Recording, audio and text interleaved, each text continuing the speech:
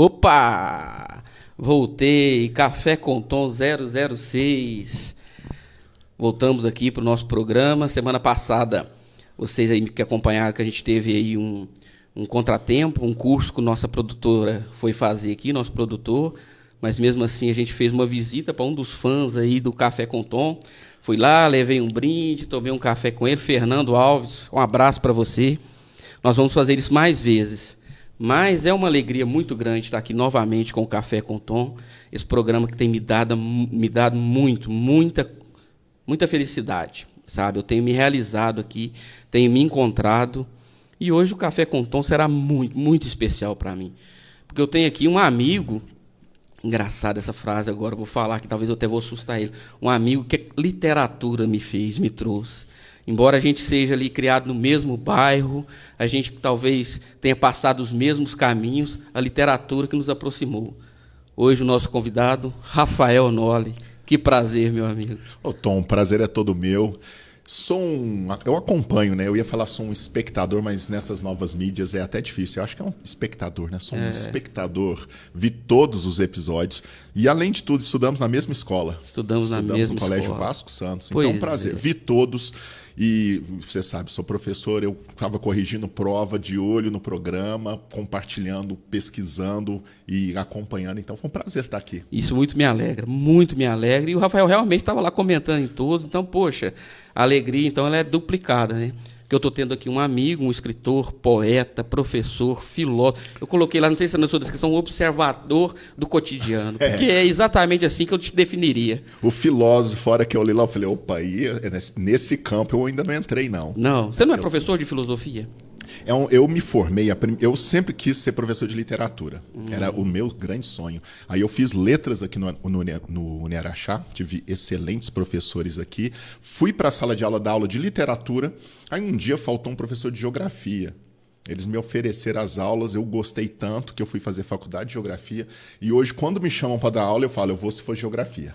Geografia, filosofia, então eu que estou te batizando aqui. Mas o Café com o Tom já pode te batizar, então, como filósofo. Ótimo, eu aceito o título, porque...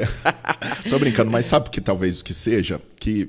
Professor, né, Tom? Você sabe. Aí, por exemplo, eu dou aula em 2 escolas hoje. Em uma escola Pode falar a escola. Eu dou aula com o maior prazer. Eu dou aula no Colégio Dom Bosco, com o maior orgulho, e no Colégio Gabarito. Minha filha fica assim, o Rafael vai ser meu professor o ano que vem, pai. Ai, que beleza. E a melhor coisa para um professor é quando os menorzinhos, né, passam no corredor e falam, aquele lá vai ser meu professor. Isso é muito bom, né? Sem aquele medo, né? Já com aquela esperança. Pois é, olha, no Dom Bosco eu dou aula de história e dou aula de sociologia. Sociologia. Eu dou aula no Colégio Gabarito de geografia. Então, assim, já dei aula. Eu nunca dei aula de filosofia, mas eu já dei aula de artes, já dei aula de redação, já dei aula de literatura. Porque professor é aquilo, a gente ganha por hora aula. Eles me chamam, eu analiso ali, se tiver uma brechinha, eu dentro das humanas eu pego. Mas nos últimos anos eu tenho sempre pedido para ir para geografia, que aí eu fico mais tranquilo, que é uma área que eu domino sente mais confortável. Engraçado. Outra coisa que o Rafael ainda não tem no currículo dele, mas poderia ter, é de locutor, locução. Que voz bonita você tem, Rafael. Já te falaram isso, né? Olha, bondade sua. Mas eu já apresentei um programa aqui na Rádio Volt, aqui em cima. Ah, conta um pouquinho dele. O podcast, assim, ele não tem... Aliás, até estou cometendo um equívoco. Está aqui o roteiro do programa. Eu posso conferir? Gente, ó, aquele roteiro, super bem escrito, afinal... Eu estou recebendo um escritor, eu não ia cometer, né? Essa pergunta aqui, hein? Então esse roteiro famosíssimo aqui. Então, o programa de rádio, conta um pouquinho essa experiência aí. Você falou sem roteiro, eu vim assim também. Eu pensei, vou sentar lá e tomar um café com o Tom. E aí, eu vim com esse espírito. Eu não sei o ano. O Heleno Álvares, o poeta. Poxa, fantástico. Um abraço pro Heleno. O Heleno. Se não estiver nos acompanhando, vai ver depois dessa live aí. Com certeza. O Heleno me chamou para fazer um programa e falou, olha, eu tenho um horário lá na rádio, falou com o Guingo, mas ele tinha uma questão que eu achei bacana. Nós só vamos tocar música popular brasileira. E o programa se chamava Crônicas Musicais. A gente criava um tema e todas as músicas tinham que girar em torno desse tema. Aí um dia foi mar, todas as músicas falavam de mar. Azul sol, da cor chuva. do mar, e aí vai, né? Eu não sei se você vai concordar comigo, às vezes eu vou estar cometendo aqui uma indelicadeza, você como professor, mas música popular brasileira, Rafael, eu acho que deveria ser matéria curricular de escola.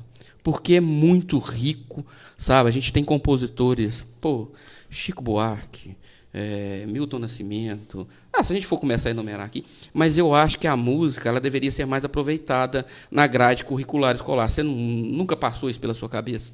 É uma questão, quando a gente fala, eu penso sempre como professor de geografia.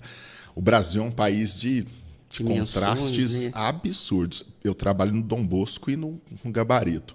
Ali, se for ver o trabalho que eles fazem com música popular brasileira e com música, é uma coisa fantástica.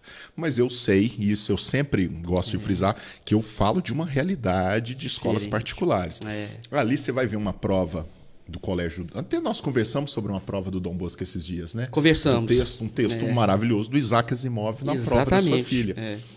E lá no Dom Bosco nós temos uma sala de música com todos os instrumentos. Tem uma banda de música lá, o Paulo, nosso professor de filosofia, ele coordena um grupo de meninos que faz uma banda marcial. E aí, nos intervalos, a banda dos meninos fazem no Colégio Gabarito, os grandes festivais do Colégio Gabarito. Todas as músicas, tudo é feito ou por banda dos professores, que eles são a banda dos professores, e a banda dos alunos. Nossa, essa interação é fantástica. Mas é aquilo que eu te falo, né, Tom? Infelizmente, é uma realidade diferente. Né? E aí, você, por exemplo, esse simulado, que nós fizemos um simulado agora, uma prova de bolsas. Nós elaboramos a prova. Eu pus um poema da Líria Porto, da poeta de Araxá. Então eu pus um poema meu. E eu sempre já pus poema do Heleno Álvares, do Cássio. Em breve coloco um seu.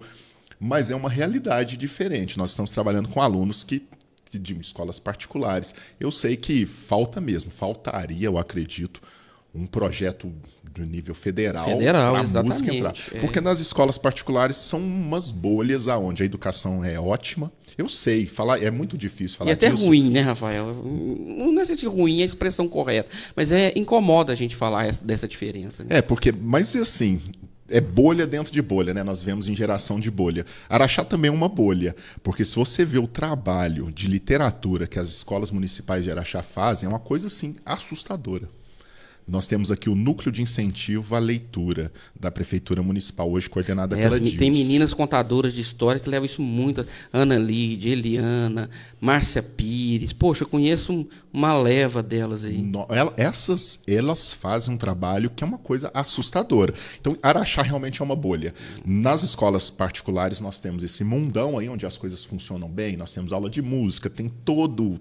Literatura é muitíssimo bem trabalhado, mas nós temos a vantagem. Na rede municipal, eu estou falando do que eu conheço, mas na estadual também nós temos grandes eventos acontecendo.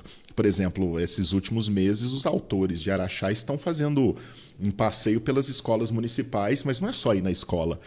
As professores estão trabalhando os livros dos autores. O cara tá chegando na escola com um monte de criança que leu o livro dele. O cara chega, tem a foto dele lá atrás. A árvore literária. Você já passou por isso, você sabe. Tá rolando isso agora em todas as escolas municipais. Aí você pensa, mas Araxá tá dentro dessa bolha. Araxá é uma imensa cidade mesmo de privilégio. Araxá sempre respirou muita cultura e arte, sempre, né? E isso é muito bom. E eu até... Né? Esqueci primeiro de agradecer os meus amigos patrocinadores da Bravo Veículos.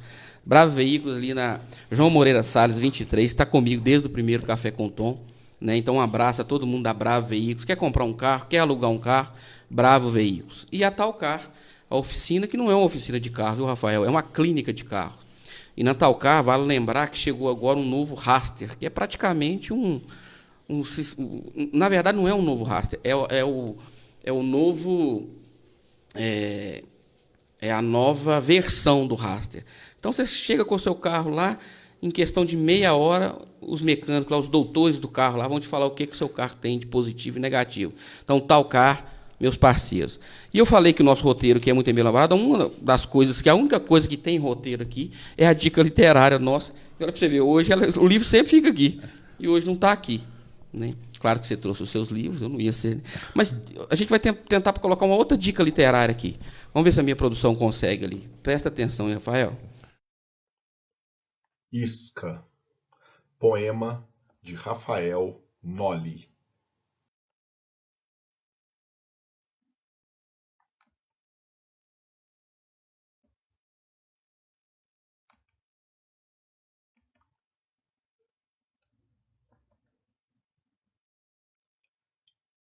Então, escrever é um modo de quem tem a palavra como isca.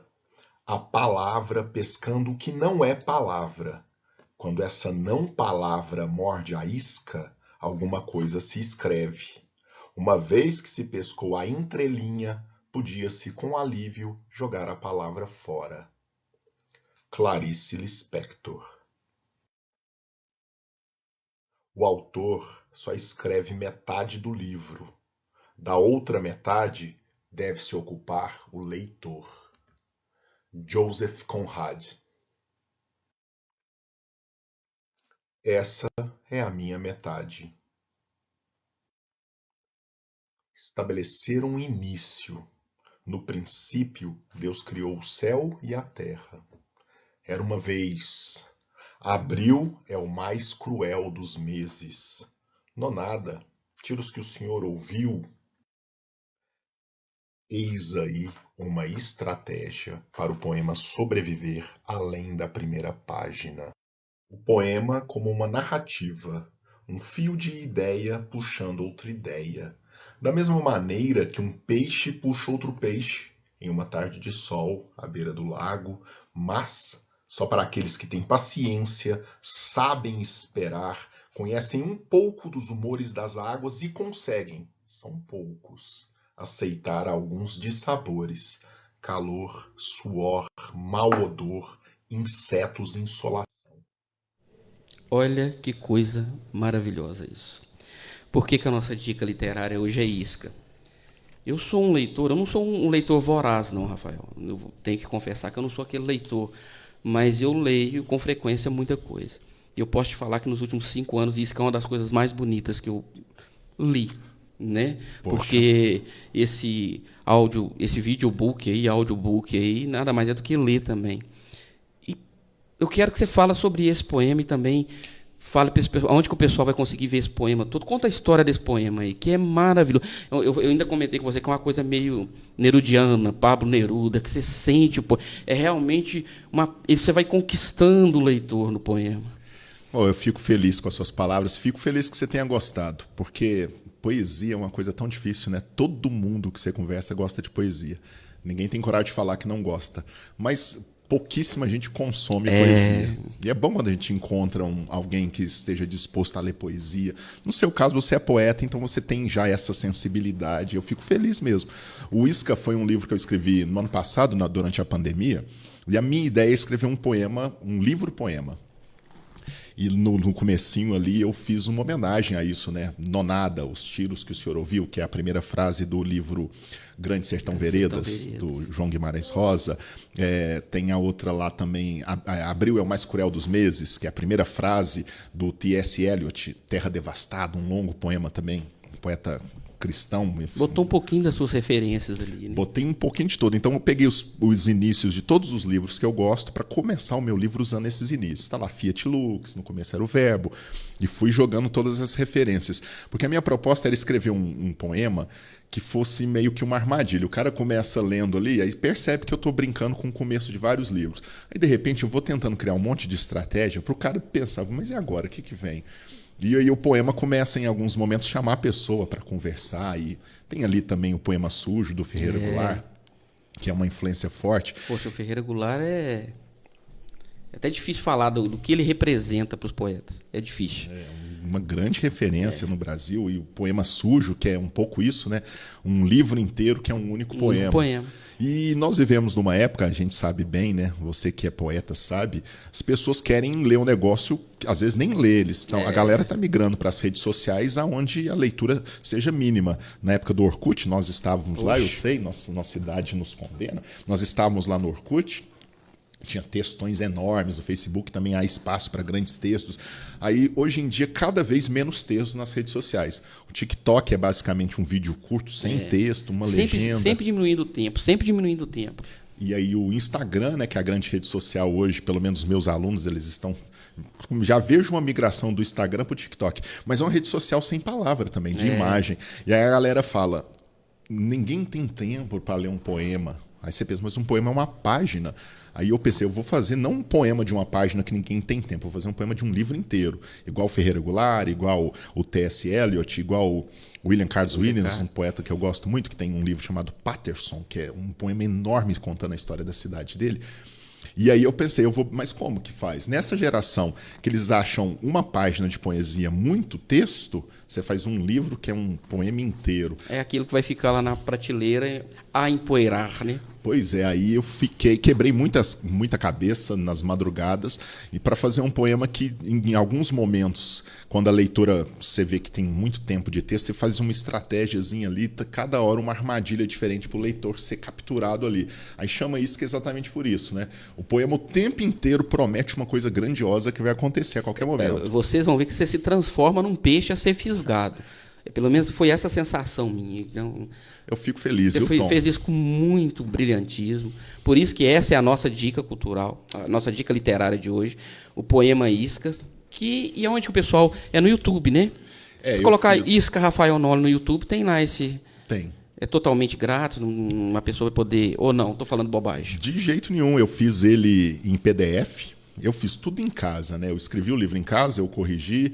Pedir auxílio, eu faço correção de livro, mas a gente nunca deve corrigir o próprio livro. Pedir auxílio para uns amigos darem uma olhadinha para ficar tudo redondinho. Eu fiz tudo em casa, fiz em PDF, fiz um lançamento no Facebook e nas redes sociais. Falei, durante uma semana, quem quiser, manda aí que eu encaminho. Foram 600 e poucos e-mails que eu mandei, mensagem no Facebook, e aí depois aí dá aquela esfriada.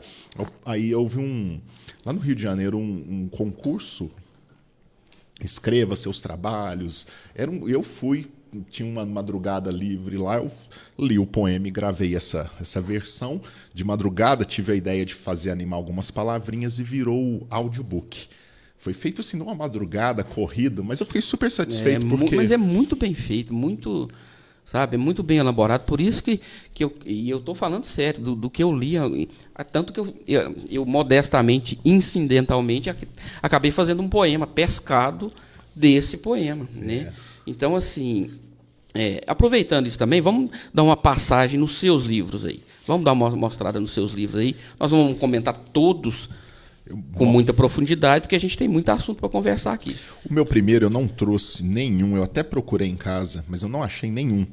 Mas fala um pouquinho dele. Ele chama Memórias à Beira de um Estopim. Eu lancei ele em 2005, estava com 25 anos. É uma série de poemas que eu escrevi de 2001 até 2005. O Del, que está aqui presente, lembra bem, né, dessa época. Nisso, hoje nós estamos aqui com a direção, a plateia aqui. É só né? Gente... Helena Ribeiro está aqui. Nem sei se eu podia falar, agora já falei. Né? E Del, seu companheiro aí de... Seu fã, eu vi que ele é seu fã. Não, o Del é meu amigo. Eu que sou fã do Del, o cara músico, saxofonista. Isso é muito bom, então... Nessa época aí, eu e o Del, nós tínhamos uma banda, e foi mais ou menos nesse momento que eu escrevi esses poemas. Mas não é um livro que eu tenho em casa, e eu não achei ele, mas é um livro que foi importante eu ter lançado ele. Mas é um livro que eu não gosto. É normal, né? Muitos autores... Isso acontece com... Eu deveria ter esperado 99%, um pouquinho mais. Mas... apesar que a gente fala assim, eu vou esperar amadurecer, e a gente corre o risco de apodrecer. Né? Então você tem que ficar... Mas acontece. Eu aprendi a lidar com ele. De vez em quando, que na época eu fiz 500 exemplares, que era uma tiragem normal de poesia, o que é uma vergonha, né? 500 exemplares. É o que você falou, né? Todo mundo gosta de poesia, mas não consome poesia. Né? Num país de 210 milhões de habitantes, um livro de poesia tem tiragem de 500 exemplares. É meio que contraditório, né?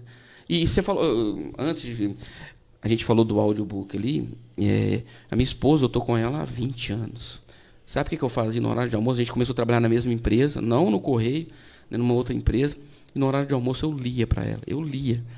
E eu li Bem-vindo à Vida, do Eduardo Aquino, que é um livro fantástico. Li o Matuto, da Zíbia Gasparetto, também, que é ler um livro inteiro. E vocês não sabem como isso, não vou falar que ajudou a conquistar, porque eu tive outros atributos. Mas essa galerinha aí que está correndo, né, que a gente está falando assim, que TikTok... Vai ler um livro de poesia do Rafael Noli para as menininhas e para você ver o sucesso que vocês vão fazer, Rafael. Pois é. Está um pouco em desuso, né? Infelizmente, galera. O pessoal não anda muito romântico. Eu falo que a gente está precisando de um banho de passado. E um deles é voltar a ser romântico, né? E a poesia talvez seja o ato extremo do romantismo, né? Quando eu estudava no Vasco Santos mesmo, né, eu já escrevia. Sempre, ainda era essa época, né? Chegava um colega, né, falava: Rafael, escreve um texto aí para mim entregar para ela. Já fiz Uma isso cartinha, demais. na época das cartinhas. E eu passei por esse período também, né? De às vezes. Mas era prazeroso, né? Porque aquilo ali era o seu primeiro espectador, né? O pessoal gostava de você escrever, você já se sentia. Eu mesmo não conquistei ninguém assim, mas eu ajudei uma galera. Escrevi muita carta, mas hoje em dia eu acho que as redes sociais desuso, mataram né? isso um pouco. Bom, não mas vamos. volta um dia. Um dia volta. E aí vamos para o que você trouxe, então. Aí depois de 2005, Memórias é um livro que o Hugo Martins aqui que fez a capa, foi os meus primeiros poemas. Aí eu fiquei meio desgostoso e fui para fazer livros de papelão. Que é esse aqui, ó, é o segundo livro. Tem 2 exemplares aqui diferentes. Eu fiz 500. E você tem uma inspiração, se eu não me engano, no pessoal da Argentina, né? Aí, é mesmo. É bom contar esse pedacinho dessa história aí. 2013, naquela crise severa que a Argentina passou. A Argentina é um país que realmente, né, tem muito mais leitores que o Brasil. Muito triste mais, de pensar. Aqui no Brasil, eu até tenho os números, né, professor? Eu estava pesquisando Pode isso. falar. Questão de redação, né, trabalhando isso com os meus alunos do cursinho. Eu até falei, até um bom tema. A Unesco indica, Tom, que o ideal seria ter uma biblioteca para cada 10 mil habitantes. Então, uma cidade como Araxá, que tem 100 mil habitantes, 110, nós teremos que ter um bom número de livrarias. 10 no mínimo. 10 no mínimo. Ainda bem que nós estamos muitíssimo... A bolha de A Araxá. bolha, ela funciona também com... Nós estamos bem servidos com a Thalita e Canobel, que é uma livraria Plantar um completíssima. abraço, um beijo pra Thalita, mãe da Clarissa. Clarissa tá lá, né? Clarissa vai ser um dos seus melhores capítulos. Você vai entender isso, né, Rafael? Isso já está, né, já está sendo escrito esse capítulo. Nós temos uma livraria maravilhosa em Araxá.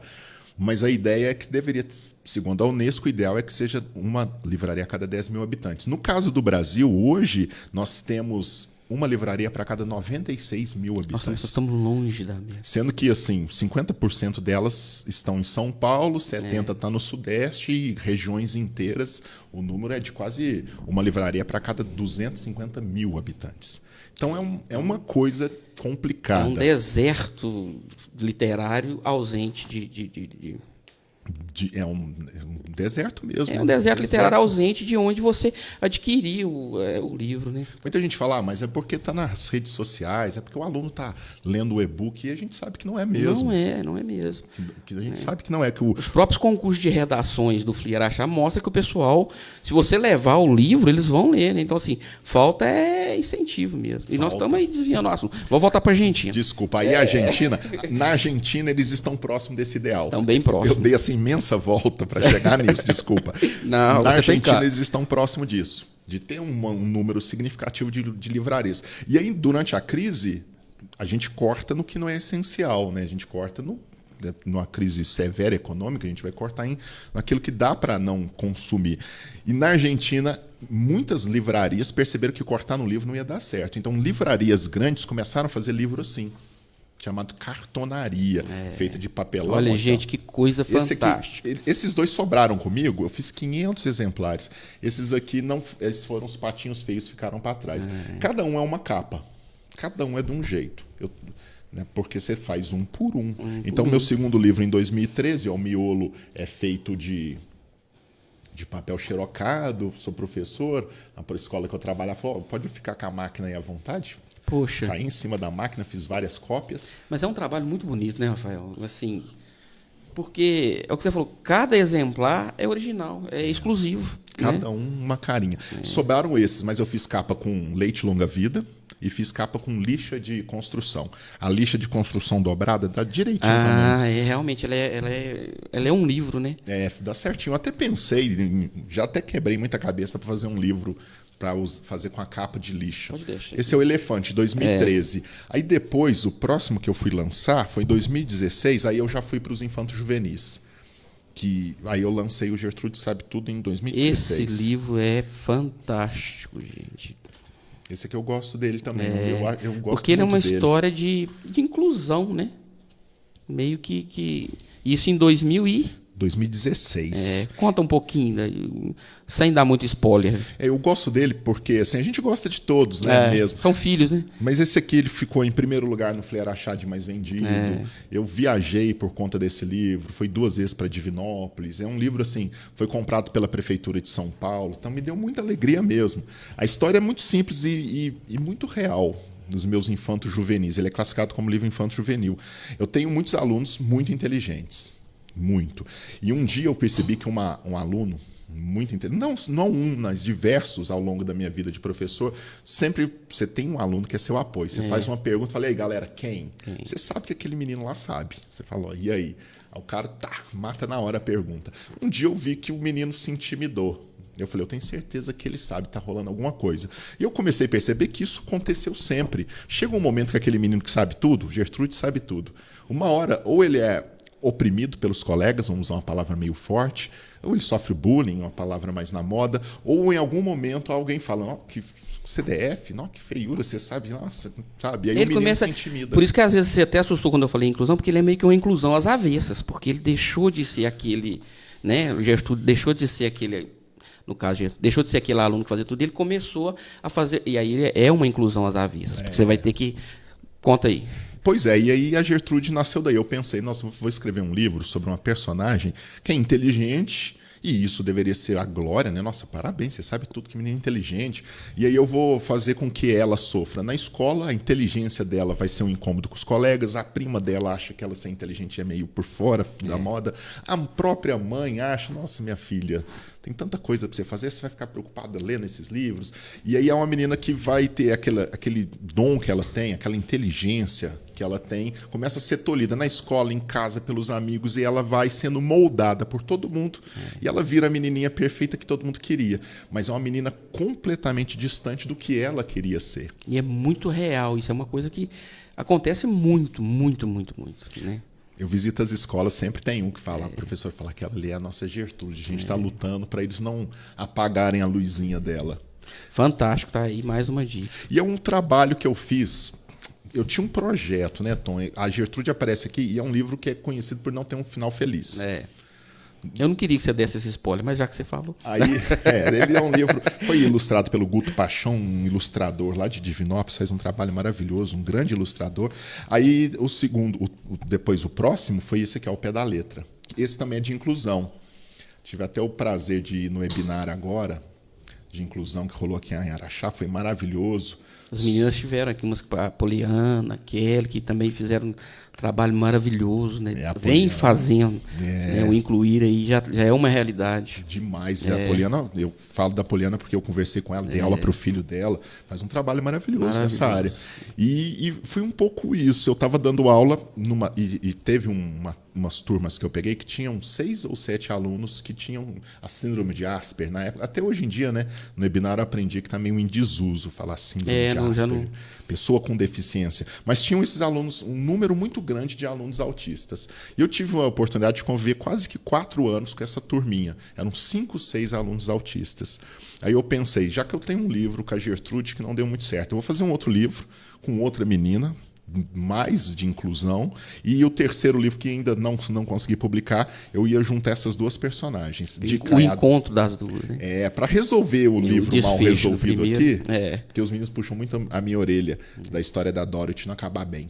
Já fui quase que escorraçado de escola. Cheguei para falar aos meninos, não, que não. A primeira crítica que tem, poxa, mas esse final, né? Os moleques falam, não, porque o pai joga os livros dela fora, né? Aí eu pensei, eu vou fazer o seguinte, eu faço 3 livros, crio uma outra personagem especial aqui, uma menina autista, e no terceiro livro essa menina autista e vai encontrar a Gertrude e vai trazer a Gertrude de novo para o mundo dos livros, com essa inteligência peculiar dela. Então esse aqui é o livro que conta a história da Dorothy, essa menininha aqui. Essa menininha aqui, ela é autista. E eu narro as aventuras, e muitas dessas eu vi em sala mesmo. Por exemplo, aqui tem uma página que eu gosto, que eu acho bonitinha. Por favor. Que é... Essa aqui, eu prefiro essa, ó. Que é a ideia do mão de vaca. Mão de vaca. Se eu tinha um mão de vaca, eu tinha um aluno que era assim, mais de um, falava assim, posso ir no banheiro? Tio Rafa, posso ir no banheiro? Eu falei, vai. vai voando, pra você não perder a matéria. Aí ele ficava. Falei, e aí, vai pro banheiro, você não tá apertado. Eu não sei voar. Não entendi essa linguagem conotativa. A Falei, vou fazer metáfora livro com isso. não era Não entendia. decodificada, né? E o livro inteiro é assim, você tá no mundo da lua, aí a Dorothy lá na lua, pensando, não, eu tô aqui na Terra mesmo. O livro não E de questionamento, né? Eu acho que é a grande... Conversando com você agora, é a grande sacada do autista, é o questionar, é o questionamento, né? Isso é fantástico. Crianças questionam muito, né? E crianças, assim, síndrome de Asperger, autistas, eles têm um questionamento também. Num grau mais... Foge um pouquinho, né? Porque às vezes um aluno, você sabe mais ou menos o que ele vai... De vez em quando eles te surpreendem, mas aqui eles te surpreendem sempre. Sempre, né? Direto eles me pegavam em cada uma. Falavam um negócio, meteu o pé na jaca. Gente do céu, para que você vai enfiar o pé na jaca, professor? Alguns primeiro falam assim, o que será a jaca? Porque às vezes nem tinha essa referência. E onde que eu vou meter o pé? Exato. Fantástico. E o laboratório seu é muito rico, né? A sala de aula poxa, um campo... E você falou uma coisa que é bacana, viu, Tom? Aí eu pensei o seguinte, eu tenho 41 anos. Escrevi esse livro, já era um menino, já era cringe, já na linguagem da galera. Cringe. Então, minhas referências, por mais que eu tenha um filho de 10 anos, acompanho com ele os mangás do momento e tudo, mas né, a linguagem é outra. Ele também é fã do Naruto? Naruto ele adora. Akatsuki, esqueci o nome. Eu falo isso o tempo inteiro que eu... Tem um rap, eu esqueci o nome do rap, são 10 minutos lá que a minha menina canta ele inteiro. Não é o rap do Naruto que chama, sabe? Lembra como é que é, Cacá? Não, né? Ele sabe também. É impressionante. 10 minutos de rap. E assim... Conta a saga, conta as linhagens, as tribos. Essas meninas já vieram com chip. Da minha pra cá, do seu pra cá, eles já vieram com chip, porque eles são mais, né? Então, uns 5 passam à nossa frente. Aí eu fiz o Dorothy, ao pé da letra, a menina que leva tudo ao pé da letra, vem com isso. Alguns termos que eu sei que são menos usuais. Esse aqui é um glossário especial, né? Fiz para as professoras explicando aonde que eu escondi porque tem alguns termos que estão escondidos no meio do texto, tem citações de outros livros. Aí é um guia para as professoras trabalharem o livro em sala de aula, o que dá para fazer. Fantástico, Rafael. Também foi ilustrado pelo Guto Paixão, esse aqui. Posso fazer propaganda? Os dois têm na Nobel. Opa! Aí, Thalita, ó. Thalita vende muito esses livros.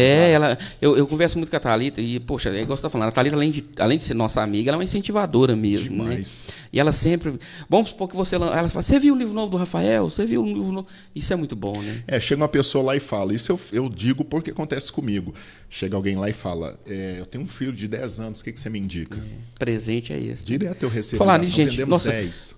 Tá aí outra coisa que a gente tem que voltar. Eu faço muito isso. O meu presente preferido para qualquer idade é livro.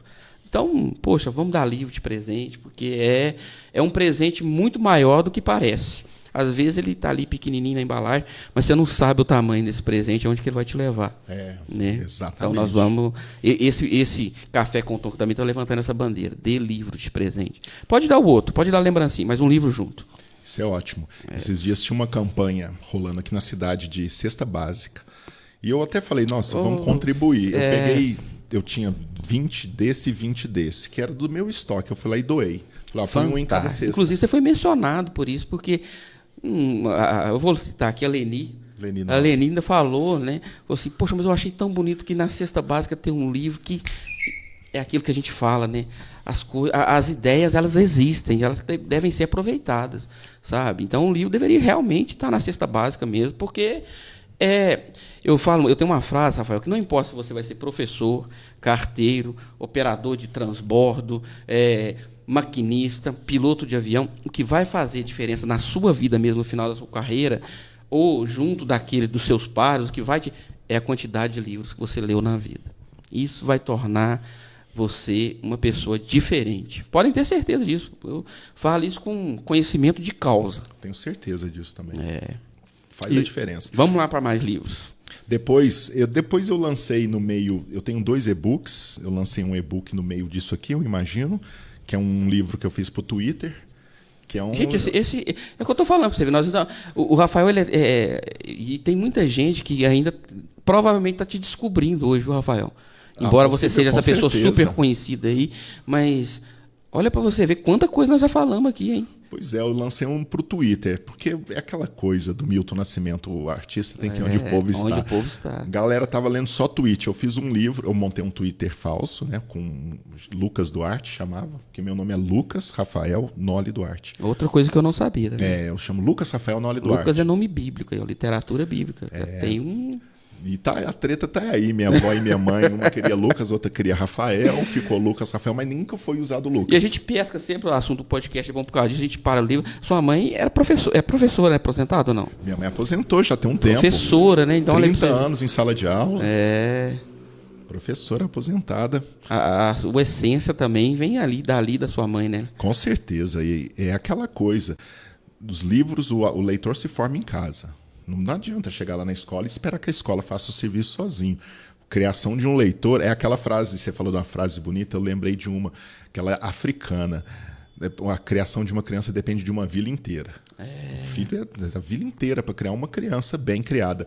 E é assim, a gente espera que o menino chegue na escola, a escola faça a mágica do menino virar leitor. Não é assim. Eu virei lá em casa, eu cheguei lá, minha mãe estava cheia de livro em cima da cama, em livro, eu chegava, à noite ela estava sentada lendo, eu referências era maravilhosas, né? Lendo. As referências Machado de Assis, e não vamos Monteiro Lobato, Ziraldo, todas as referências estavam ali, né? Aquele mundo ali, né?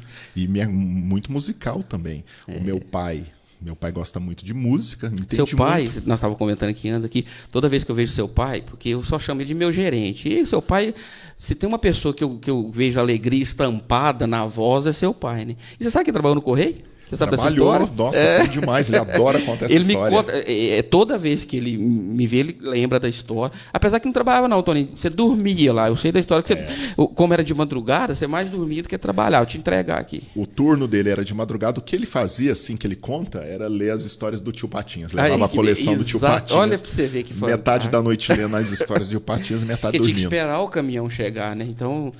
E estava lendo, né? E quadrinhos também, poxa, quadrinhos. Eu aprendi a ler, talvez, com Maurício de Souza. E não foi só eu, não. Quantas crianças nesse Brasil aí aprendeu a ler com Maurício de Souza? Né? Aprender a ler, que eu digo assim, você aprende na escola a juntar as letras para toda a técnica, mas o aprender a ler é quando a história te leva, te tira do seu lugar para outro, né, Rafael? E o Maurício de Souza faz isso até hoje, a equipe dele faz isso de uma forma... Né?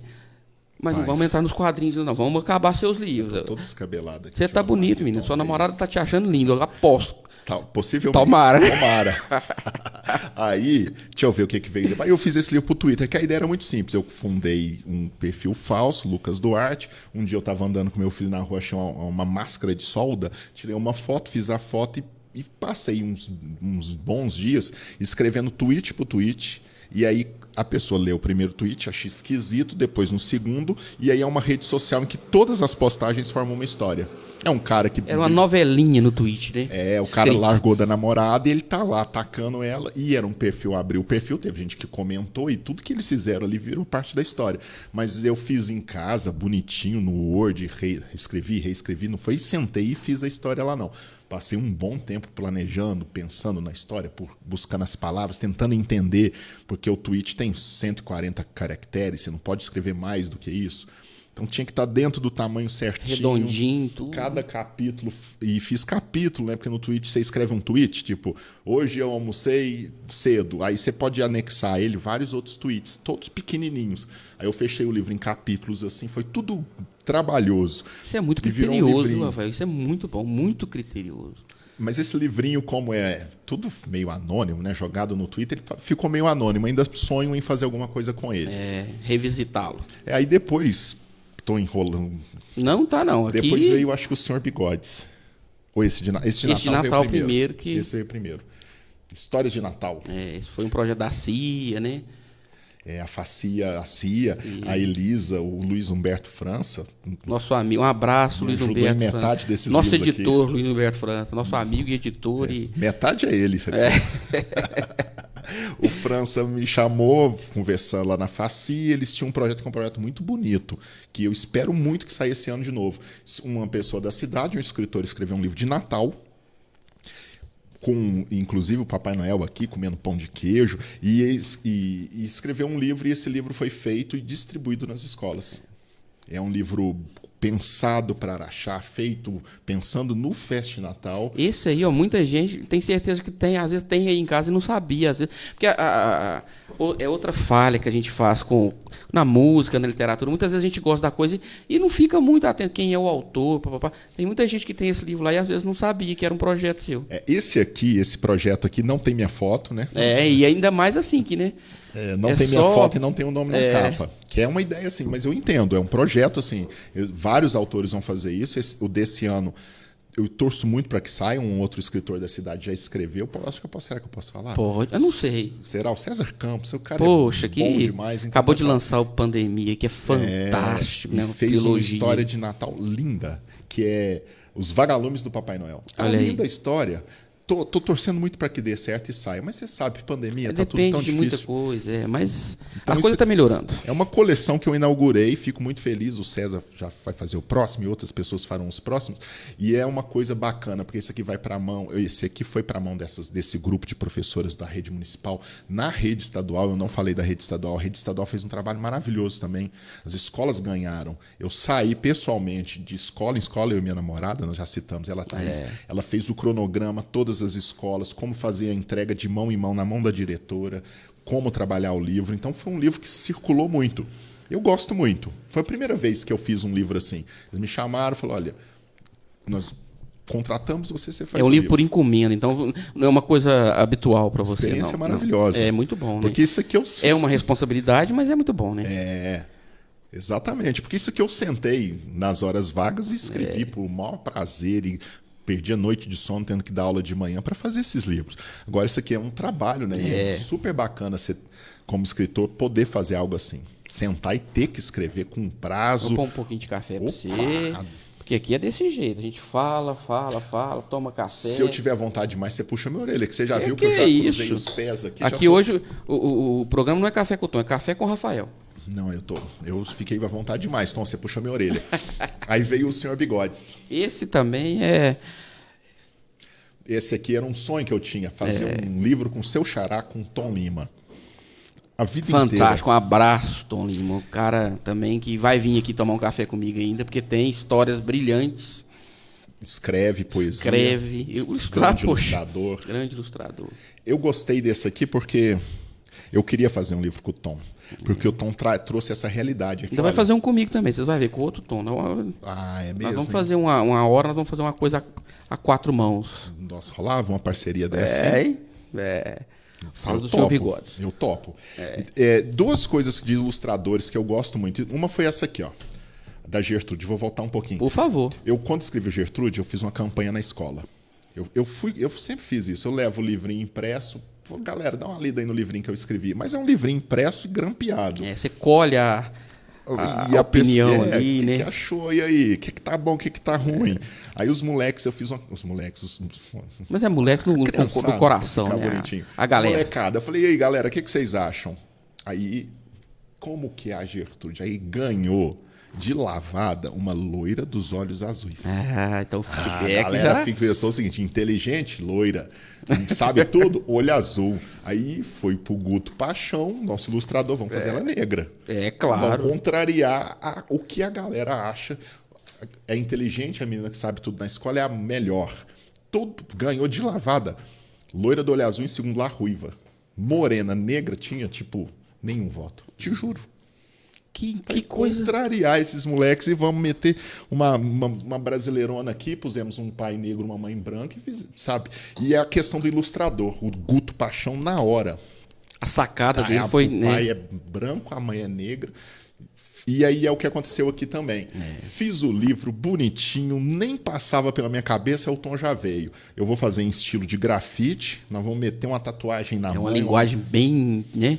Mãe jovem, moderna, bem agressiva no sentido bom da palavra. E aí é aquela ideia, né, do ilustrador.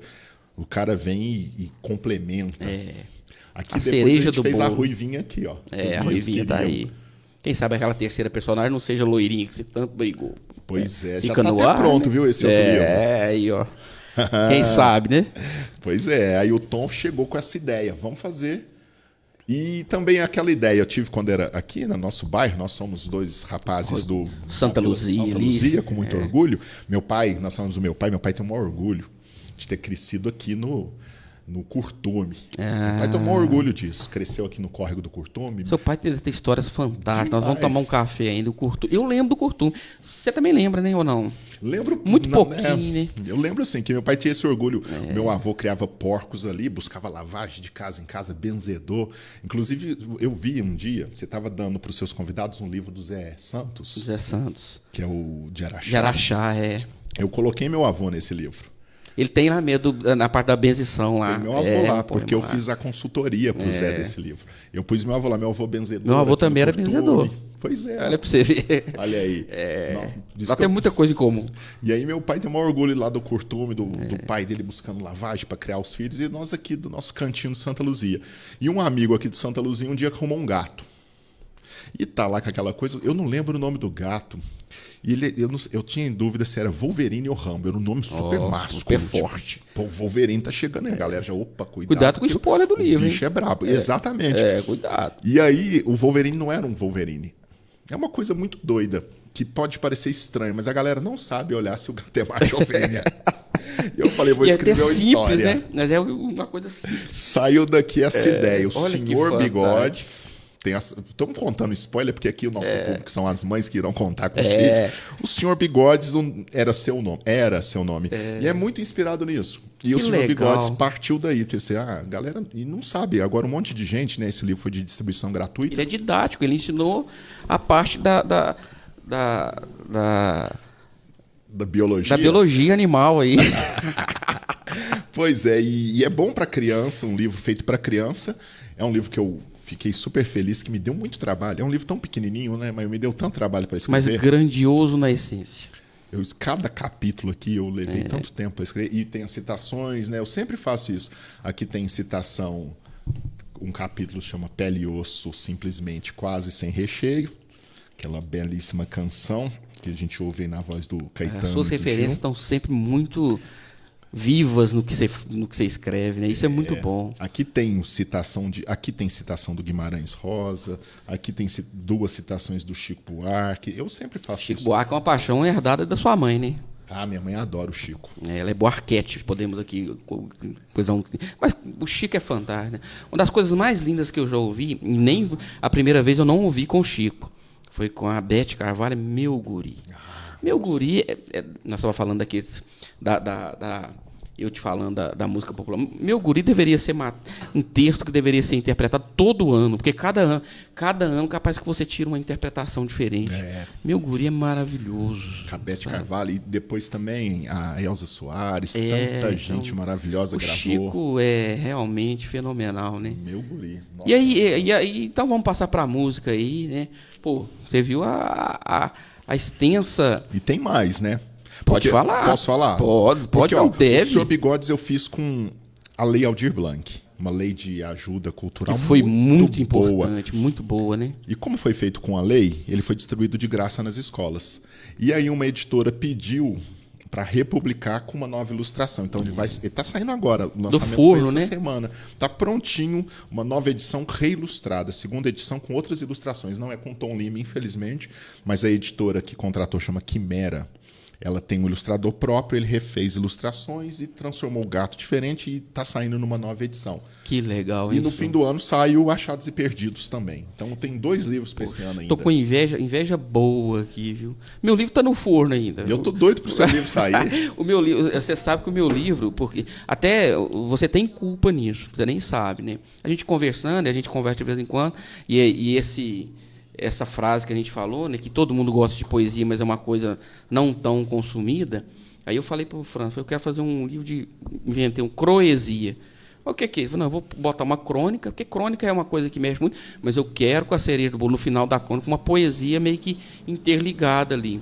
E ela achou a ideia, sensacional. Né?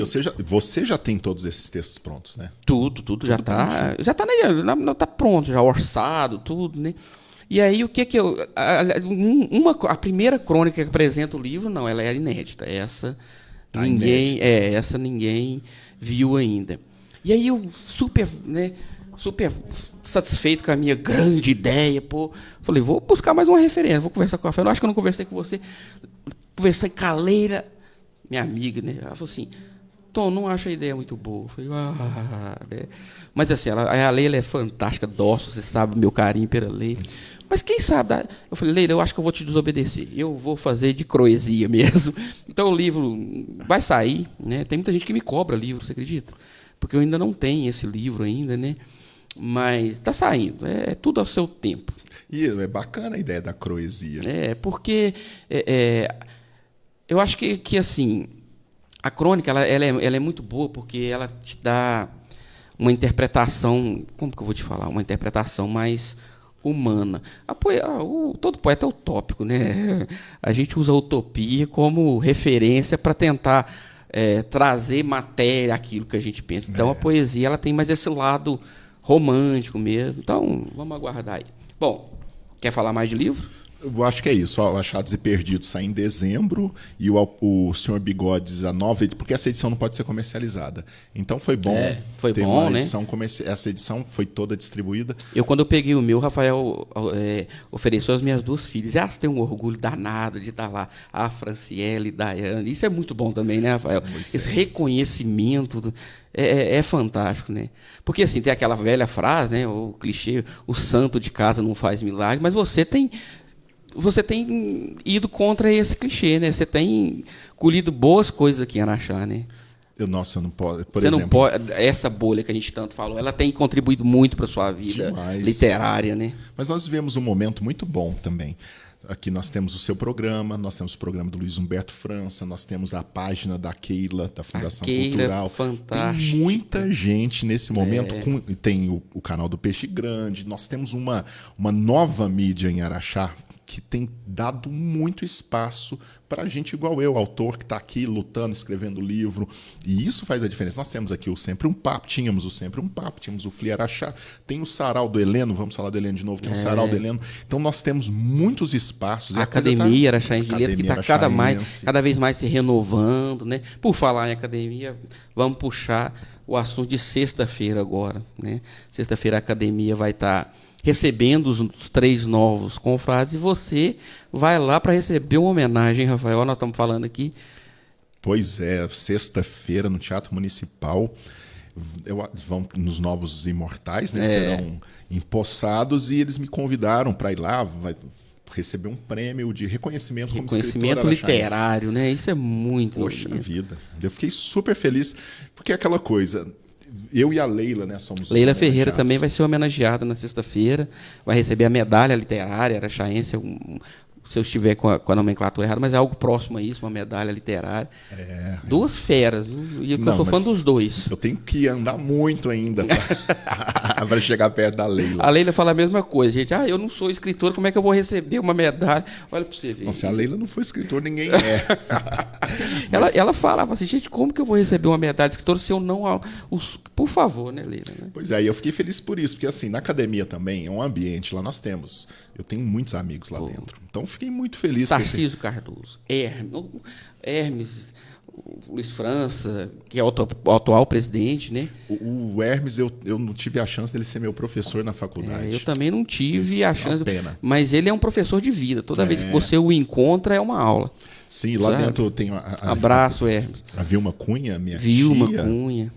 O Rodrigo Feres, um parceiro no Fli Araxá há tantos anos, Luiz Humberto França, o Márcio agora, o Márcio de Paula está com um livro ótimo, pronto para sair, tive o prazer Márcio de corrigir. Escreve muito, muito bem, viu?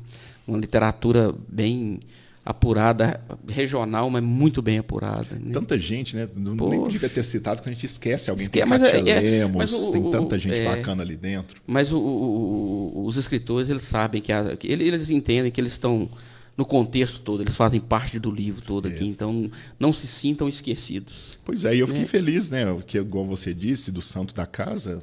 É fantástico. Show. Eu estarei lá batendo palmas. Que maravilha. Com muita honra. E vamos agora falar, vou voltar no gato do Sr. Bigode, mas não vou ser apaixonado por gato, né? Você gosta, né? Eu cheguei aqui, estava olhando a câmera, ele estava vendo os pelos de gato aqui na blusa e aparecer. Gato é desde pequenininho ou não? Eu sempre gostei, mas depois que eu fui morar sozinho, que eu saí da casa da minha mãe, que aí ficou mais fácil. Mas aí só eu fui... gato ou Não, cachorro também? Hoje eu tenho 2 cachorras e tenho, eu acho que são 7 gatos, eu não sei, porque nós estamos com 2 em casa de lar temporário. Lá em casa, assim, o amor por gato é nesse ponto. Chegou uma moça lá do canil, falou, tem um gato ali que os cachorros machucaram ele, e aí, lar temporário. Estamos com 2 lá de lar temporário recuperados. Lá é um albergue. É, uma gatinha vai recuperar, tá machucado, os cachorros machucaram ela. A gente tá tratando, injeção 2 vezes por dia. E tem um outro lá que chegou com um gato todo estropiado, tadinho. Que tá lá já bonitão e em breve a gente doa os 2. Aí eu vou ficar com, eu acho que é 5. Tem até que contar, acho que são 7 gatos e 2 cachorrinhas. Tudo pegado na rua. De vez em quando eu trabalho no correio, então algumas vezes eu tô para aqueles lados lá. E acho que o ano passado um gato desse tinha sumido, mas o Rafael tava numa paixão, né? E eu acho muito bonito, e aí cola cartazinho e pergunta para todo mundo. É uma odisseia, né? Até que ele volte para casa, né? E no Facebook, nas redes sociais, gente, 300 compartilhamentos até o gato aparecer. É muito bom isso, porque o amor ao animal ele é muito bonito, né? Porque o animal é muito fiel. Não que o ser humano não seja, mas o ser humano sabe ser infiel. E parece que o animal pulou essa aula. Ele é muito fiel, né? E eu admiro muito isso, viu? Porque eu não fui acostumado, sabe, Rafael? Eu realmente eu não tenho. Hoje eu tenho uma cachorrinha lá em casa por causa das meninas, e é fêmea, lá em casa é só mulher. A esposa, 2 filhas e a cachorrinha que manda mais do que eu. Eu até brinco que um homem de 3 mulheres e agora cadê? Não manda nada, né, Rafael? Mas ele é feliz. Então, mas eu acho isso muito bonito. E isso aí também é que eu te falo, você acaba levando para a literatura a sua vivência, né? Então, por isso, a história do Rambo ou do Wolverine, agora que você não lembra, se transformar nessa obra-prima aí, né? Isso é fantástico. Bom, sala de aula. Como que você se sente? O que é mais prazeroso em dar aula para você? É quando o aluno aprende a lição, claro que isso é prazeroso, ou quando ele te surpreende? É aquele aluno que você achava que ele não daria conta de passar de ano e ali com a sua labuta, papá. Você, sabe, quando você vê que você tem a sua mão ali, o que é mais prazeroso? É uma questão bacana e complexa, porque temos alguns pedagogos que falam isso, né? Você tem que olhar uma sala de aula como uma sala de aula. Essa aqui é o 6º B, aquele ali é o 7º A. Mas uma sala de aula, além dela ter essa identidade como uma turma, cada um ali tem sua identidade também. Então, às vezes, eu acho que a nossa vitória mesmo em sala de aula é você chegar numa sala, você reconhecer aquela sala como um grupo e conseguir trabalhar a individualidade de cada um. Claro, aquela realidade, trabalha em escola particular, turmas pequenininhas, você acaba conhecendo cada um, você sabe o que... Você faz uma prova, você sabe, esse aqui nessa questão vai derrapar, mas nessa aqui ele vai sair bem. Então, uma questão muito complicada, que a alegria, às vezes, é você reconhecer isso, né? Você chegar numa sala de aula para trabalhar, você sabe cada aluno, como que ele age, como ele pensa. Você vai ser surpreendido o tempo inteiro por eles, aí você vai, ele me surpreende assim, então para esse aqui eu já posso puxar um pouquinho mais para cá. Esse aqui uma referência, igual você falou do Naruto. Esses dias agora, meu filho deixou a bandana dele do Naruto, eu pus na cabeça e fui dar aula. Tava com a turma lá precisando de um incentivo. Chegava lá um cringe, igual eles falam lá, para falar, nós vamos estudar hoje os dobramentos modernos do terciário. Levou a kunai? Levou a kunai também ou não? Levei a kunai, meti a faixa aqui da vila na testa e cheguei lá. Como é que chama a estrelinha lá? Nossa, como é que chama a estrela ninja? Nossa. Nós somos cringe mesmo. Eita. E aí é aquela ideia, né? Às vezes a coisa bacana mesmo é quando você chega numa sala e você tá perdendo aquela turma, porque você perde. Às vezes perde mesmo, né? Você cria uma estratégia, pode ser às vezes uma estratégia mais boba do mundo, você chega lá e fala, hoje nós vamos fazer uma dedonha. Hoje em dia tem a dedonha online, em 5 minutos você põe todos os alunos dentro de uma sala, cada um no seu celular jogando uma dedonha. Você perde uma aula às vezes ali, mas você ganha uns 5 alunos. E eu acho que talvez, e eu penso muito nisso, na questão da estratégia. Porque o conteúdo, às vezes, você chega num conteúdo, para menino hoje, você vai falar assim, vamos estudar aqui os dobramentos do terciário. O moleque levanta a mão lá e fala, já fui 5 vezes no Chile, lá o guia que a gente vai sempre fala disso. Vamos estudar... Quer dizer, às vezes ele tem até ele é mais rico de informação presencial do que você, né? Ou uma coisa que acontece muito. Você fala uma coisa, o moleque fala, eu vi isso aí no NetDeal, o meu amigo compartilhou um meme disso no TikTok, e meu pai fica vendo isso o tempo inteiro no Story Channel. Eu lido com alunos hiper conectados. Nós nascemos, quase todos nós, Helena não, nós nascemos no momento que a gente viu a internet chegar. Os meus alunos era nasceram, mato, né? Primeiro choro que eles fez, a mãe falou assim, ó, galinha pintadinha pra você, mundo da bita. Esses moleques, Deus veja, a mãe chega lá e fala, meu filho tá muito na internet, tá muito no celular em casa, né? Mas desde dos 2 anos ele já troca vídeo, já acessa. Eu não critico isso. Porque você vê que isso aqui é uma ferramenta de aprendizado gigantesca. É mal utilizada, nós não aprendemos estratégias muito usuais ainda para isso. A pandemia deu um grande avanço no uso de redes sociais e celulares em sala de aula. Nós demos um salto gigantesco. Mas foi mais de 30 anos num só. Eu acho que mais ou menos isso. Foi. De uso de tecnologia, de redes sociais, de gravar aula. Interatividade, de tudo, né? Eu estou reaprendendo. Então, você falou de felicidade. Muitas vezes pensa assim, os alunos passarem de ano. Passar de ano nos últimos anos é uma coisa assim que saiu um pouco meio do da mundo nossa escolar. época só, né? Não é uma... Na nossa época era. Você vai tomar bomba, você vai chegar em casa, você vai levar um cascudo do seu pai, menino. Seu boletim não pode ter 2 vermelhos. A gente vive uma nova realidade escolar em que muitas vezes se fecha ciclo, o aluno chega ali do 5º até o 9º ano, leva a bomba mais no 9º ano, vários alunos, porque eu até acho bacana, isso é um assunto polêmico, mais longo, mas aquela ideia de punir o aluno, vai tomar bomba, você vai ficar para trás dos seus colegas. Hoje em dia existem muitas análises e pesquisas de que às vezes um aluno fica 1 ano atrasado no meio de crianças 1 ano mais novas que ele já está com um amadurecimento diferente daquela turma, o moleque já está com a cabeça lá na frente, esses aqui estão aqui, e a turma que está no amadurecimento dele está seguindo, aí ele vê a turma inteira. Então, existe estudos mostrando que, às vezes, em alguns casos, é polêmico, é complexo. É muito polêmico, mas a transgressão é necessária. Né? Então eu falo isso porque essa é a realidade. A gente dá bomba todo ano. Todo ano, infelizmente, eu dou bomba. A gente vê da bomba, tem mãe e aluno chorando lá. Por favor, o que eu faço? Toma bomba, infelizmente. Mas a gente vê que a realidade hoje muitas vezes não é essa, né? Passei todo mundo. Até o termo bomba hoje, talvez ele também não seja mais correto. Né? Os meninos até acham estranho. Falam, que é isso aí? Bom. Tomar bomba, é o que você falou. Mas faz parte da... Né, e outra, os seus alunos hoje, infantos juvenis, são filhos da nossa geração. Os próximos, a próxima geração, a gente nem sabe como é que vai ser, porque já serão uma geração, filhos da geração conectada. E aí, como é que vai ser, né, Rafael? Eles já chamam essa geração de nativos digitais. Nativos digitais. Imagina então, agora a próxima. As aldeias futuras, a gente não sabe como que vai ser, né? Então, eu acho que a alegria aí, eu acho que eu fugi muito. Não fugiu de jeito nenhum. A alegria, eu acho que está nisso. É você sim, acordar de manhã, porque eu acordo de manhã, tem dia que eu dou aula de manhã, de tarde e de noite. Passo a manhã inteira na escola, vou correndo em casa almoçar, às vezes nem vou em casa, passo a tarde inteira e dou aula à noite ainda. A alegria é acordar pensando, amanhã eu vou ficar das 7 às 10h30 da noite trabalhando. E isso ficar move, feliz, né? Ficar doido para acordar e pensando naquela turma lá às 3 da tarde, eu vou fazer isso, a primeira turma é isso, à noite eu tenho que é cursinho à noite.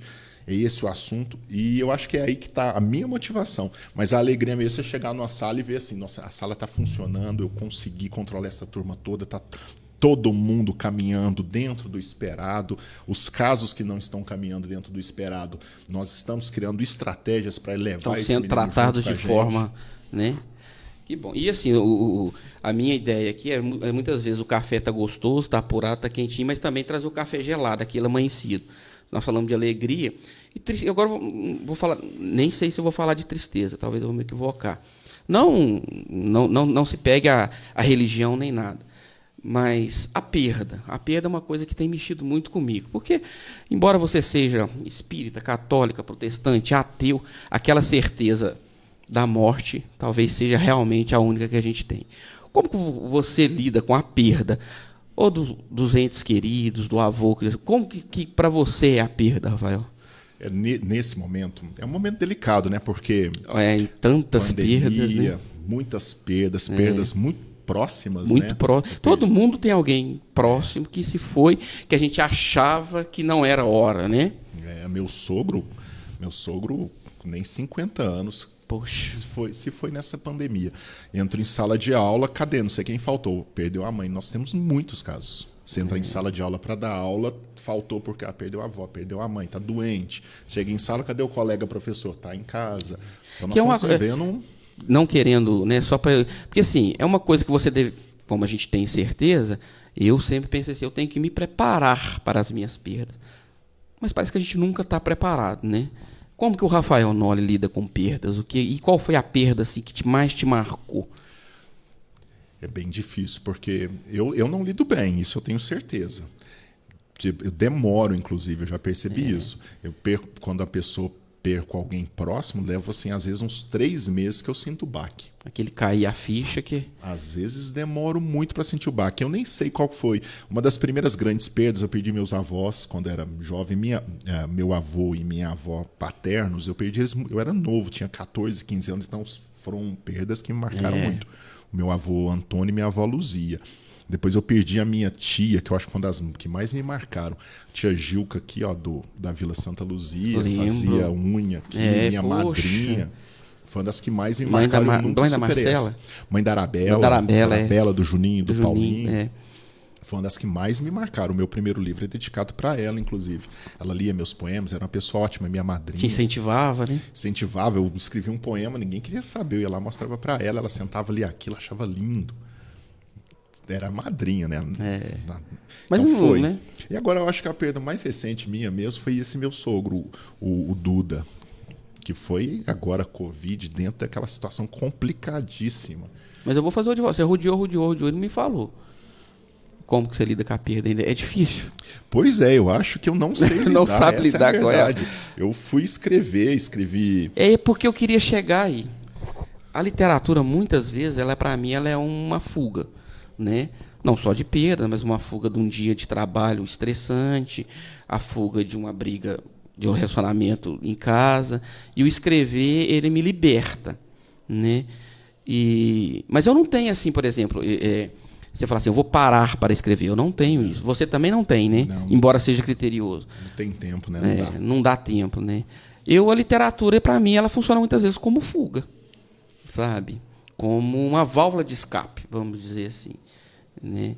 Eu também concordo. Eu escrevi, o último que eu estou escrevendo é um livro de poemas sobre a pandemia, que eu sei que é mais ou menos isso. Eu já postei muitos no Facebook.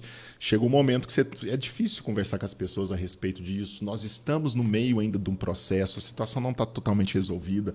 Então, eu acho difícil. Eu acho que eu ainda não consegui parar para pensar sobre isso tudo. Então, como você demora às vezes 3 meses para... Numa peça, ainda vai demorar alguns anos para entender esse momento pandêmico, o né? tamanho que isso a dimensão dessas perdas. Porque na literatura, às vezes, é tudo assim, né? Floreado, aquela do Chico, que ele fala a saudade é arrumar a cama de um filho que já partiu. Aí você vê até que meio bonito, né? No livro a de João tristeza Guimarães fica... Rosa, a tristeza... morrer é não ser mais visto. E na realidade é outra coisa, né? Um buraco lá dentro de casa, questão uma ferida familiar, muito dolorida, né? Demais. Gostei de ver o Rafael agora Pegou um pouco... nessa, hein, cara? Gostei de ver o Rafael vermelho, um pouco... Não digo acuado, mas ele... Fiquei da mesa, igual a Ana Maria Braga. Vou deixar você beber um pouquinho d'água aí, de mais um café, você se sinta à vontade. Mais uma vez, agradecer meus amigos da Bravo Veículos, são responsáveis direto aqui por esse programa. Também a Talcar, né? Um abraço. Esse programa hoje, ele é dedicado especialmente à minha sobrinha, a Rai Paiva, que está fazendo aniversário hoje. Hoje estive com ela, sua fã. Aliás, a minha sobrinha, Rayane, é sua fã. A Vivian é sua fã, que quer te conhecer pessoalmente, sabe? Então, assim, isso é muito bom, sabe? A minha família que... eu escrevo, e muitas vezes, Rafael, acontece, você escreve, mas não quer dizer que todo mundo da sua família gosta de literatura. Nem sempre é assim, nós vamos tocar nesse assunto.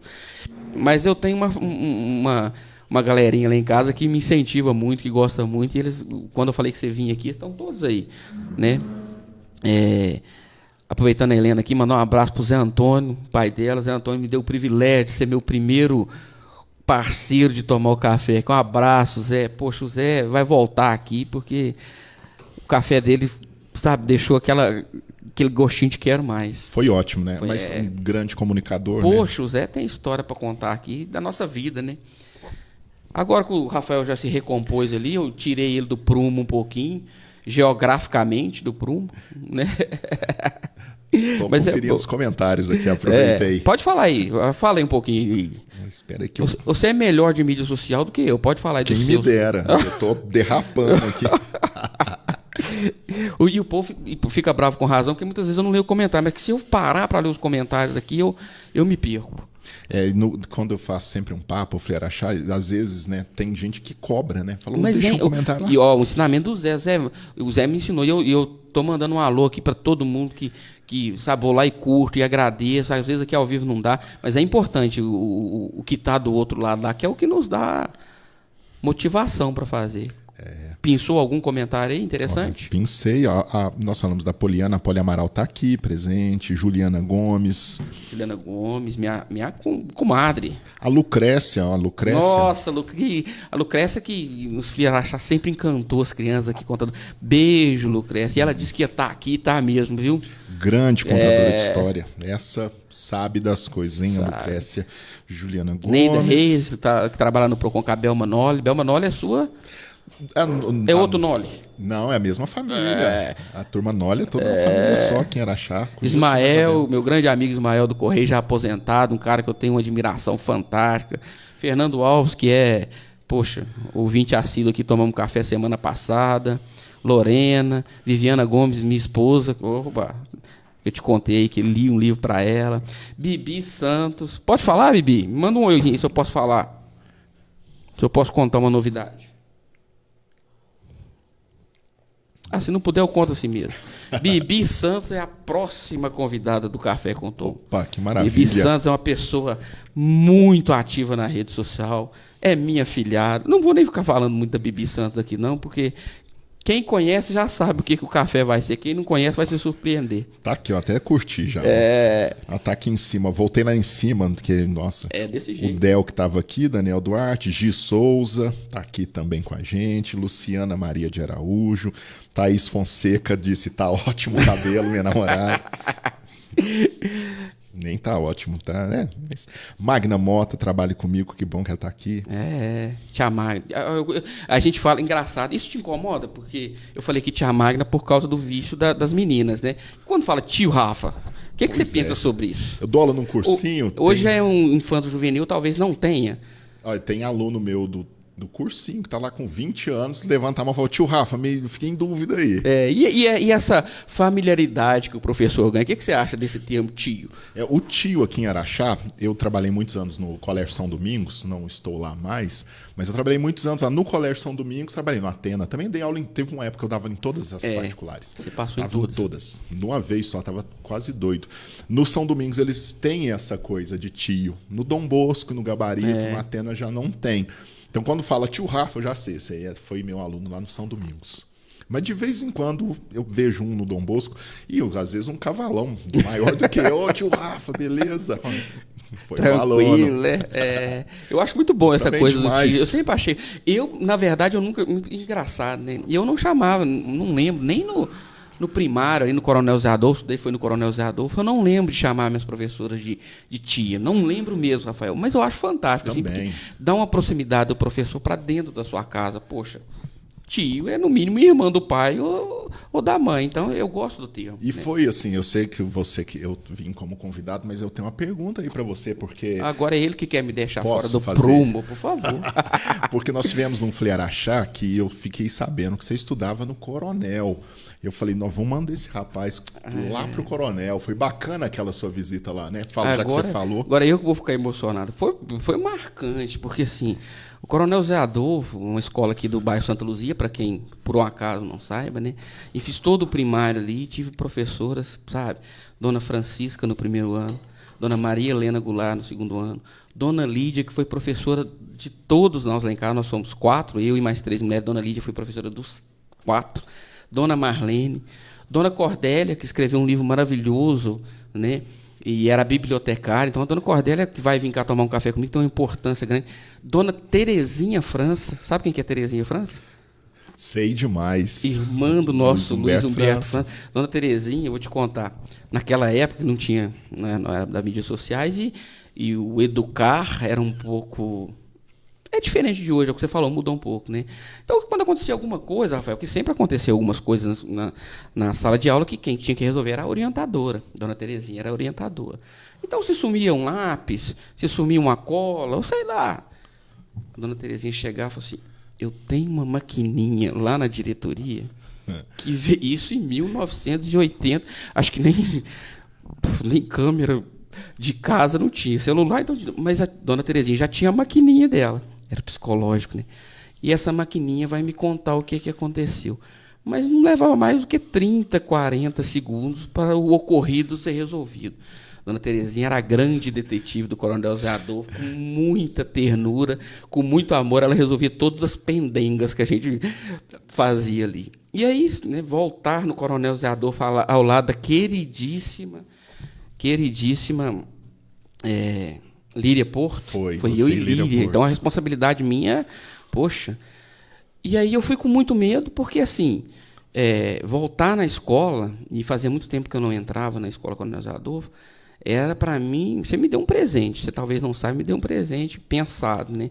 Mas era meio que assustador. E eu estava com medo que assim, eu sempre fui um aluno muito quietinho, vamos dizer assim, eu não era bagunceiro. E eu fiquei muito com medo das crianças não se interessarem ali por uma visita de dois escritores. E eu fiquei encantado com a curiosidade, aquilo que eu te falei lá no início, né? Não lê porque você às vezes não leva o livro. Todo mundo prestando atenção e li poemas. E a Líria, que, poxa, tem uma sagacidade nas palavras, uma ternura, mas uma ternura violenta. Eu gosto muito dos poemas dela.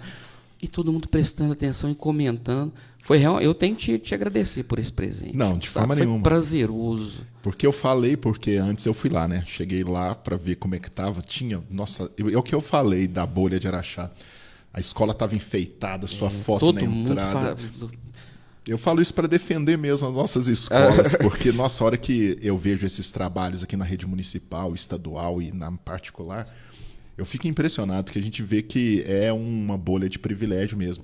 Eu cheguei lá no Coronel esse dia, tava a Líria, nem fazia ideia também o que esperava ela.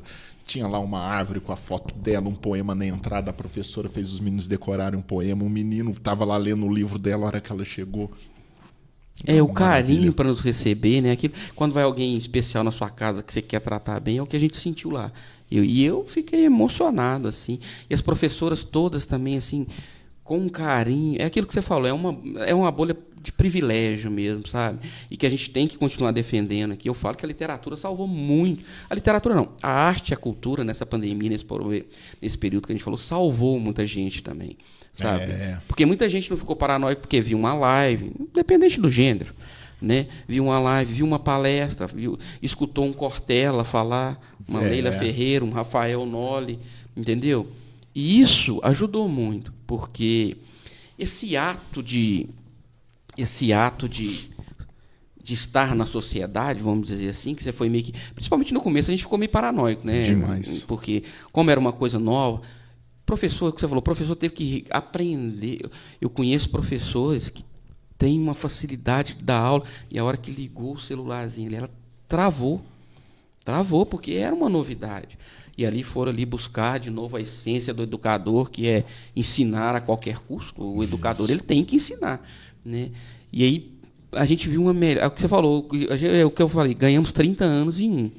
Mas esse ato aí, se não fosse a arte e a cultura, Rafael, muita coisa ia estar muito pior, sabe? Eu fico bravo, assim, não é bravo, é uma crítica. Por exemplo, você pega, os grandes... As grandes potências, o Ambev da vida, colocando dinheiro em quem já tinha muito dinheiro. Isso me deixou um pouco triste, sabe? Isso vai aqui uma crítica que não sei onde que ela vai chegar, mas é um desabafo, né? Mas aí, aquilo que você vê, veio a Lei Aldir Blanc, essa nova Lei Calmon Barreto aqui, que a nossa bolha aqui, que é muito... aqui no nosso quintal a gente conseguiu fazer muita coisa, né? Isso foi muito positivo. Então a Fundação Cultural Camão Barreto está de parabéns, né? O pessoal que está lá à frente lá. Vou ter que citar um nome e, não estou aqui fazendo apologia política a ninguém. O seu xará, Rafael Rios, né? Ele aprovou uma lei o ano passado, na outra gestão ainda, que aumentou agora, foi pouquinho, acho que aumentou mais 0,5%, 1%, depois eu vou trazer aqui para falar, o incentivo à cultura aqui na cidade, na pasta da cultura. E uma coisa que eu venho brigado muito aqui, Rafael, nós não temos uma secretaria de cultura, né? Então, assim, isso é uma coisa que eu não lembro do último secretário de cultura da nossa cidade. E nós temos aqui muita gente que pode aí, sabe? Mas mesmo assim, Cíntia Versosa, que faz um trabalho brilhante hoje na fundação, né? E aqui eu tenho que novamente falar da Keila também, que está lá, que é braço direito dela. Esse pessoal tem feito muita coisa boa. Viu? E só no começo, estão só começando, eu ainda percebo. Já fizeram muita coisa, então só no começo. Então a gente vai colher muitos frutos bons ainda, né? Demais, eu acho. Você falou do Rafael, até agradeço ele também. O Rafael me deu um presente lá na Câmara dos Vereadores recentemente. Fui lá receber uma comanda, foi muito bacana também. O Rafael me deu esse presentão. O Rafael é um cara muito antenado na arte e na cultura, assim, né? Um cara do meio, jornalista de formação, mas assim como o César Campos também, tem um olhar todo especial ali. Também uma família, né? Família Rio, Sr. João Rio, ali sobrinho do Sr. João, daquele pessoal ali, é muita gente. Demais. E o bom dessa bolha nossa aqui é que, na verdade, se a gente começar a conversar assim, a gente é meio que todo mundo do mesmo trajeto, né? Do mesmo caminhar ali. Tá todo mundo interligado de uma forma ou de outra aqui. Cássio Amaral, nós não comentamos dele aqui, outro grande poeta que depois vai vir cá tomar um café comigo. Poxa, Cássio é um cara que eu tenho uma admiração meu. muito grande, sabe? E tá sempre nos saraus aí do nosso amigo Heleno. Tem mais livros que eu, o Cássio. O Cássio publicou muita coisa. Escrevi uma orelha de um livro dele. É um cara, tem o Flávio Otávio, que nós vamos falar, um livro novinho. Esse último livro dele é maravilhoso, que eu ainda não comentei ainda, mas da Casa dos Avós, ali inspirado. É um livro maravilhoso, um poeta muito, muito criterioso nas palavras, sabe? Muito rico, né? É o que você falou, a gente acaba esquecendo alguns aqui, mas vocês estão todos nesse grande livro literário aqui, que é local aqui da nossa cidade. Exato. Né? É uma turma só, nós todos formamos um único grande grupo aqui da galera da arte na cidade. Isso é muito bom, né?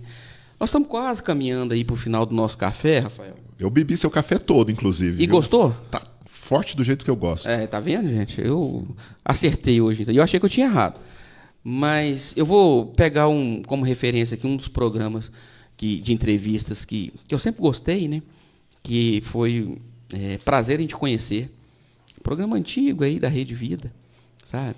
E que no final do programa ele perguntava aqui, você se sentiu constrangido com alguma pergunta que eu te fiz? Com algum assunto? Eu só fiquei... eu só não estava preparado, mas agora eu tô. Estou preparado agora para aquela pergunta. Quer voltar? Quero, pode voltar. Eu gosto do Rafael porque ele se autodesafia. Agora eu tô pronto. Vamos falar um pouquinho de perda de novo, então. Mas igual os meus alunos. Dá um tempinho aí que eu vou dar conta. Então, ele não te constrangeu, te fez pensar, que é melhor ainda. Melhor de tudo. Constrangido não, porque um cara que entra numa sala de sexto e sétimo ano, nada constrange. Já passou por... O cara enfrenta qualquer coisa. Põe no paraquedas, joga lá no Afeganistão, que tá de boa. Tô brincando, mas não. É uma metáfora boa. Eu gosto de metáfora. É isso mesmo. Então a gente escuta. Olha, quando minha avó morreu, eu escrevi um poema que foi a forma que eu encontrei. Aliás, eu acho que eu cheguei no ponto que eu queria. Antes de você falar, quando você disse, porque a gente floreia muito, eu ainda te falei, muitas vezes a tristeza, o escritor, o poeta, ele consegue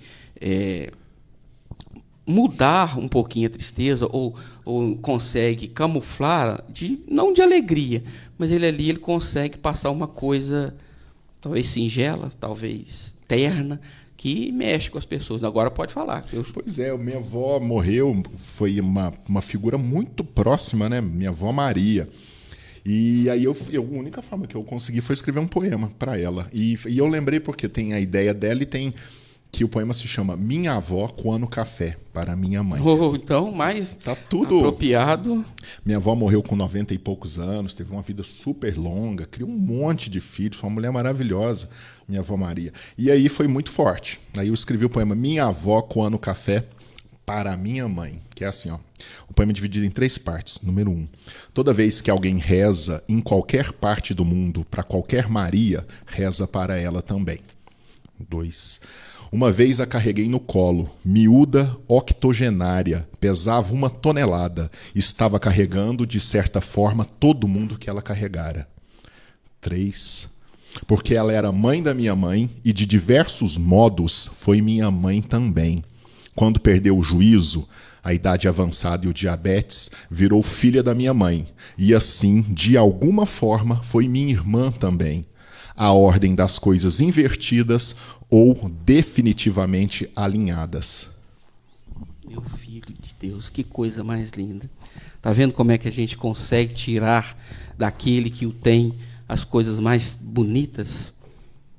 Eu tenho uma historinha que eu conto muito no meu trabalho, às vezes na família, que eu não sei se eu li em algum lugar, não sei se eu inventei, agora eu não sei mais, mas que os deuses, não vamos aqui, os deuses quando via algo especial aqui na Terra, ficava lá no seu mundo, muito felizes, papapá. Poxa, mas a gente tem que dar um jeito de agraciar as pessoas com algo. E os deuses davam, ou davam uma boa colheita, ou davam um dia de um sol mais claro.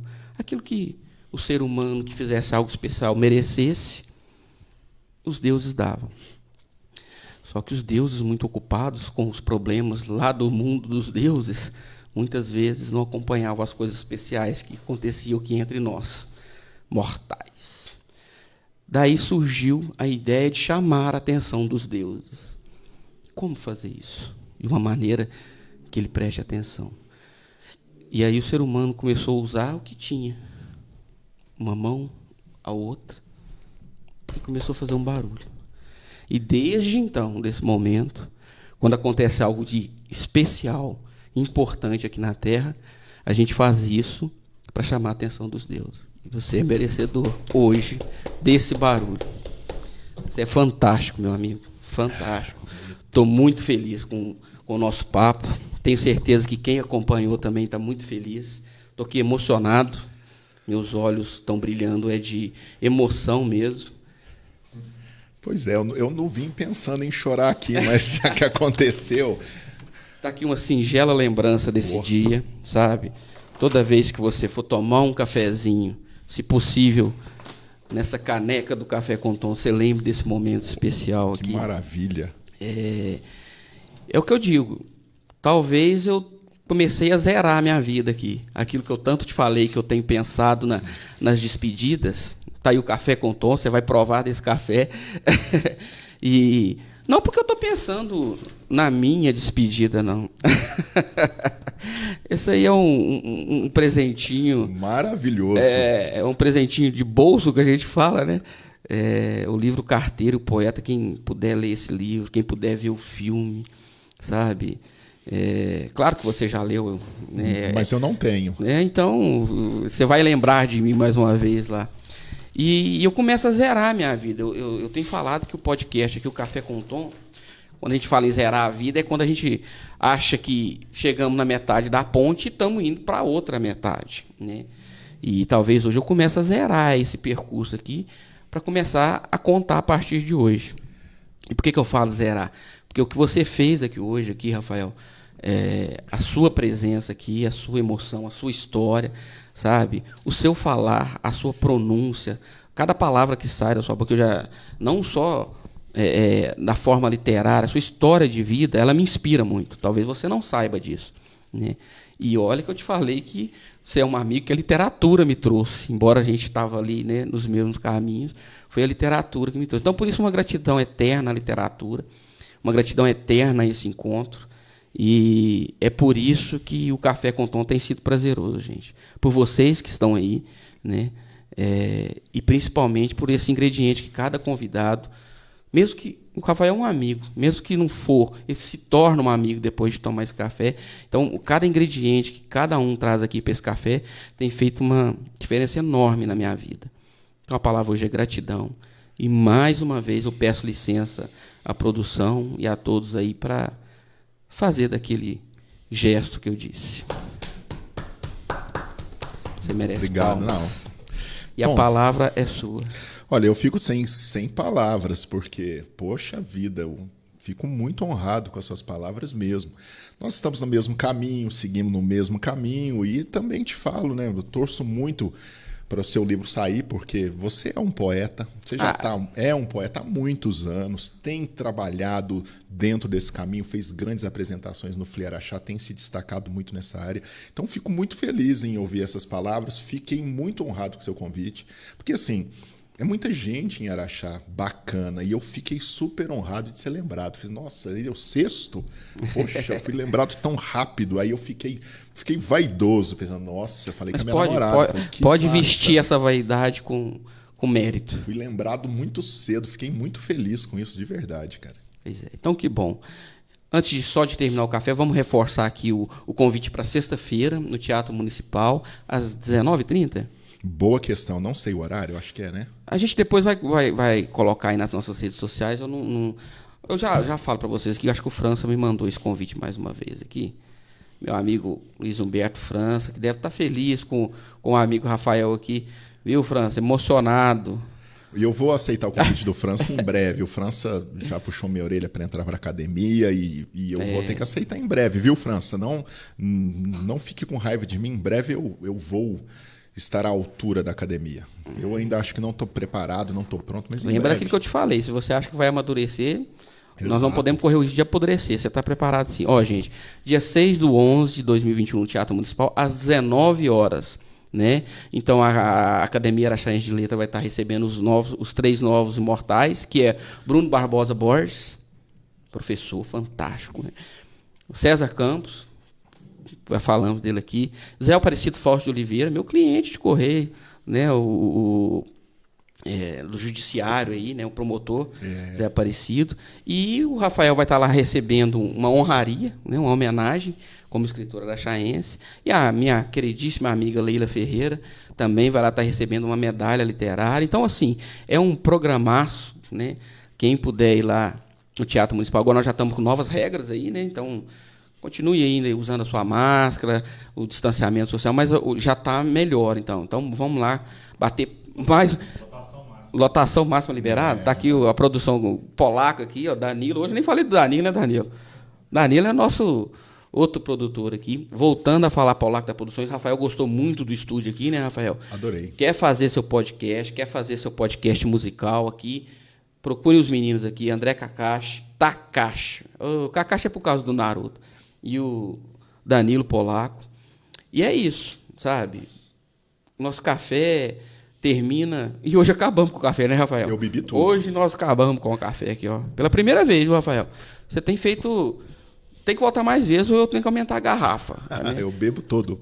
E o programa ia até 2 horas da manhã, mas se tivesse café, como o café acabou, não vai dar tempo da gente coar, fica para uma próxima oportunidade. Rafael vai voltar aqui na... Eu tô falando que eu tô fazendo a primeira temporada do Café com Tom, né?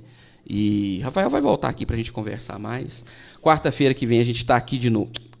Terça-feira que vem a gente está aqui de novo. Bibi Santos, a convidada. E é isso. Muito obrigado por tudo. Obrigado a vocês todos. Até terça-feira que vem, mais um Café com Tom. Obrigado. Irmão.